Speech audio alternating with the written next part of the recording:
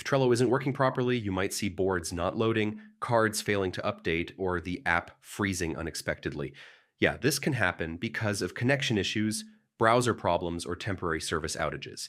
But don't worry, in this quick guide, I'll walk you through several fixes that usually get Trello working again. First, make sure your internet connection is working properly. Trello needs a stable connection to sync boards, cards, and updates in real time. Next, try refreshing the Trello page if you're using it in a browser, or restart the desktop app. Temporary glitches can sometimes prevent boards from loading correctly. If you're using Trello in a browser, clearing the cache and cookies can help. Old or corrupted browser data can sometimes cause loading problems. Another possible cause is browser extensions.